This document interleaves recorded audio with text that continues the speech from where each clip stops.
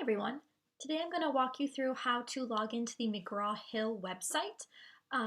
You will go to www.my.mheducation.com. When you get there, you'll see the login screen, which looks like this. You need to enter your username. So your student's username is their last name and their ID number with no spaces. Their ID number is their 6-digit number that is in their school email. And the password is Michelle163, capital M, for Michelle Obama students, and Barack163 with a capital B for Barack Obama students. Once you've entered your username and password, it'll take you to a screen that looks like this. Here will be the student's textbook icon. It'll say the name of the textbook. Up here you will see that they are logged in. It'll have their first and last name next to this little person symbol. All that you need to do and all your student needs to do is click the launch button.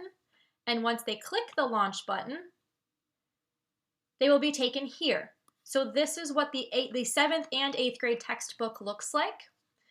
You will see it'll automatically open up to which chapter the students are on and which lesson. But you can, if you click the drop down arrow, it'll take you to different chapters and it'll also take you to different lessons. You would then just click go. One area that I'd like to draw your attention to, so if I go back to home, there's a green family help button here. If you click on the family help button, there are all sorts of files here that can help you and your student how to navigate through the McGraw-Hill website if you have any questions that your teacher isn't able to answer. So again, if you are clicking on the family support button, it will give you some tutorials.